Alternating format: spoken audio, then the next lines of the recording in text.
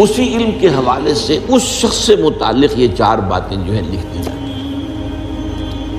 اب اس کو سمجھنا چاہیے، اصل میں جو بات مسئلہ تقدیر کے سمجھنے میں، جو یوں سمجھیے کہ ایک بہت آسان فارمولہ ہے اگر سمجھنا چاہے انسان، اور یہ میں عرض کر چکا ہوں کہ سمجھنا چاہیں گے تو سمجھ جائیں گے، تفصیل میں جائیں گے تو الجھ جائیں گے، اور مناظرہ اور مباحثہ کریں گے تو گمراہ ہو جائیں گے۔ چنانچہ اسی پر میں حدیث آپ کو سنا چکا ہوں کہ ایک مرتبہ حضرت ابو ہریرہ فرماتے ہیں کہ حضور صلی اللہ علیہ وسلم برآمد ہوئے اپنے حجرے سے، اور ہم مسجد کے گوشے میں بیٹھے ہوئے تقدیر کے بارے میں بحث کر رہے تھے، تو آپ شدید ناراض ہوئے، اور اس قدر آپ کا چہرہ مبارک غصے کی وجہ سے سرخ ہو گیا کہ ایسے محسوس ہوا جیسا آپ کے گالوں میں انار کا رس جو ہے وہ ڈال دیا گیا ہے، وہ اس کے اوپر بہا دیا گیا، وہ سرخ قندھاری انار، اس کا تصور کیجئے، وہ عام انار نہیں جس کے اندر وہ رنگ نہیں ہوتا۔ پھر آپ نے فرمایا غصے سے، کیا تمہیں اس بات کا حکم دیا گیا؟ کیا مجھے تمہاری طرف اسی کام کے لیے بھیجا گیا کہ اس مسئلے میں تم بحث کرو؟ عزمت علیکم میں تاکید کر رہا ہوں اس مسئلے میں بحث سے گریز کرو، بحث مت کرو۔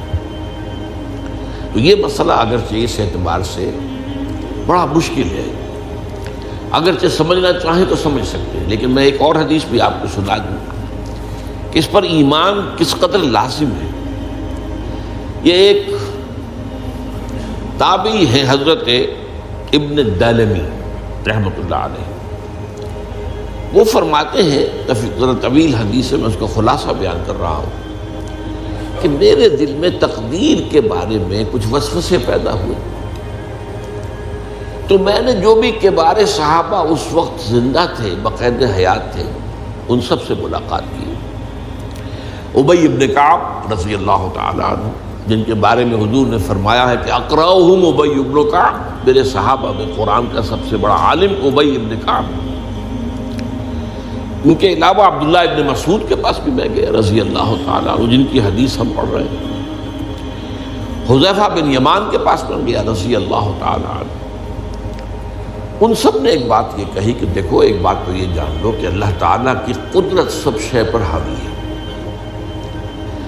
اللہ تعالیٰ اگر لو ان اللہ عذب اہل سماواتہ واہل ارضہ عذبہم وہو غیر ظالم لہم، اللہ اگر تمام آسمان والوں کو اور تمام زمین والوں کو عذاب دے تو اسے عذاب دینے کا حق حاصل ہے، وہ عذاب دے سکتا ہے بغیر اس کے کہ ہم کہیں کہ وہ ظالم ہے۔ تمام زمین والے اور تمام آسمان والوں میں تو نیکوکار بھی آ گئے۔ یہ اصل میں ایک بڑا اہم مسئلہ ہے کہ جو ہمارے اور معتزلہ کے درمیان مختلف فی ہے۔ معتزلہ ہی کے انداز میں اہل تشیع کا عقیدہ بھی ہے کہ اللہ پر عدل واجب ہے، اہل سنت کے نزدیک اللہ پر کوئی شے واجب نہیں، اللہ کا اختیار مطلق ہے، جو چاہے کرے۔ چنانچہ وہ ظالم کو معاف کر سکتا ہے جب چاہے، اور وہ کسی اچھے آدمی کو عذاب دے سکتا ہے جب چاہے۔ یغفر لمن یشاء ویعذب من یشاء واللہ علی کل شیء قدیر۔ یہ سورہ بقرہ کی آخری آیت میں ہے کہ آیات میں سے ہے، لاسٹ بٹ 3 آیت میں۔ تو اس اعتبار سے اللہ کا ایک تو اختیار مطلق ہے۔ پھر میں زید ابن ثابت کے پاس گیا تو انہوں نے یہی بات مرفوعاً بیان کی کہ میں نے خود حضور سے سنی ہے یہ بات۔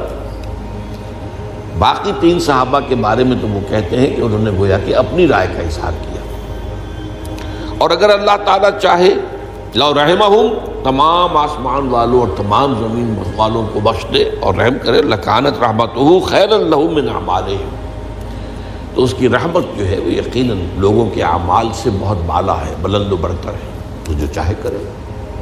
وہ ابو جہل کو بخش دے، کون اعتراض کر سکے گا؟ اور وہ کسی سے بڑے شخص کو جو ہے وہ عذاب دے، کون اعتراض کر سکتا ہے؟ اس اعتبار سے پھر انہوں نے فرمایا وَلَوْ أَنفَقْتَ مِثْلَ أُحَدٍ ذَهَبًا اور دیکھو ابن الدینمی جان لو، اگر تم احد کے پہاڑ کے برابر سونا اللہ کی راہ میں خرچ کرو گے فی سبیل اللہ، ما قبل اللہ منک حتی یؤمن بالقدر، اللہ تعالیٰ اسے تم سے قبول نہیں کرے گا جب تک کہ تم تقدیر پر ایمان نہیں رکھو۔ اور اس کے بعد فرمایا اعلم، جان لو، انما اصابک لم یکن لیخطئک، جو چیز تم پر واقع ہوتی ہے، کوئی تکلیف آتی ہے، کوئی حادثہ پیش آتا ہے، وہ تم سے ٹلنے والا تھا ہی نہیں۔ مطلب یہ کہ تم سوچو کاش میں یوں نہ کرتا، یوں کر دیتا، اگر یہ ہو جاتا، وہ ہو جاتا تو میں بچ جاتا، نہیں، وہ تو آنے والی بات تھی، وہ اللہ کی کتاب، وہ اللہ تعالیٰ کے علم قدیم کے اندر پہلے سے لکھا ہوا تھا، تو موجود ہے، تو وہ تو آنی ہی آنی تھی۔ وَأَنَّمَا أَخْطَأَكَ لَمْ يَكُنْ لِيُصِيبَكَ، اور جو چیز کہ تم سے چھوٹ گئی، جاتی رہی، تمہارے ہاتھ سے نکل گئی، ممکن ہی نہیں تھا کہ وہ تمہیں ملتی، وہ اللہ تعالیٰ کا وہ جو علم قدیم ہے اس کے اندر پہلے سے طے ہے۔ وَلَوْ مِتَّ عَلَىٰ غَيْرِ هَٰذَا لَدَخَلْتَ النَّارَ، اگر دیکھو تم غور سے سن لو، اگر اس عقیدے کے سوا کسی اور پر تمہاری موت واقع ہوئی تو جہنم میں داخل ہو جاؤ۔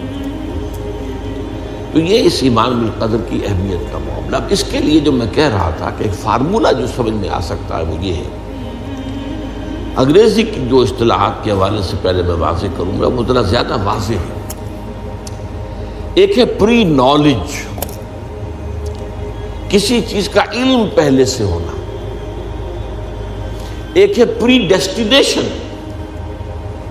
کسی شے کا پہلے سے طے پا جانا۔ ان دونوں میں گڑبڑ کا نہیں کرنا چاہیے۔ اللہ کا علم قدیم اس کے جبر کو مستلزم نہیں ہے، اس کا علم ہے یہ کہ تم یہ کرو گے، اس کا مطلب یہ نہیں ہے کہ تم اس کے جبر کے تحت کر رہے ہو۔ اس کی ایک سادہ سی مثال میں دیا کرتا ہوں، پھر میں عرض کروں گا، سمجھنا چاہیں تو یہ فارمولہ بہت کافی ہو جائے۔ آپ کسی بچے کے سامنے کوئی کھلونا ڈال دیں، آپ کو تقریباً یقین ہے وہ متوجہ ہوگا، اسے اٹھائے گا۔ ہو سکتا ہے بچہ کسی اور دھن میں ہو اس وقت، ادھر اس کی توجہ کسی اور کو نہ اٹھائے گا۔ اگر وہ اٹھا لیتا ہے تو آپ کے مجبور کرنے سے تو اس نے نہیں اٹھایا، اس نے تو اٹھایا ہے اپنے انسٹنکٹ کے تحت کہہ لیں، اپنے ارادے کے تحت کہہ لیں، آپ مجبور تو یہ آپ نے کی۔ لیکن اللہ تعالیٰ کا جو اندازہ ہوتا ہے وہ اندازہ، قدر کے معنی اندازہ بھی ہے، میں بیان کر چکا ہوں آپ کو، اس کا جو علم قدیم ہے وہ غلط ثابت نہیں ہو سکتا۔ ظاہر بات ہے کہ پھر تو اعلیٰ کل شیء علیم وہ ہے ہی نہیں، اس کا علم قدیم جو ہے اس میں کوئی خطا نہیں ہو سکتی۔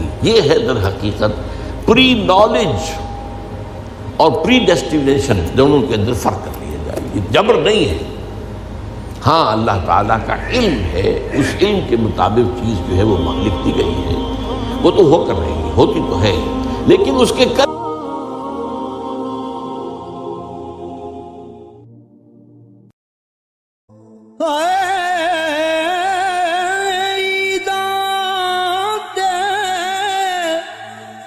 شب رات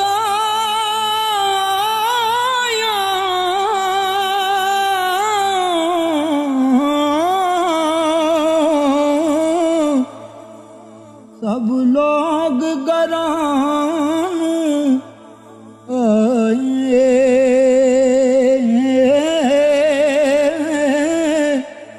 او نہیں آئے او پرت محمد جو آپ ہتھیں دفنا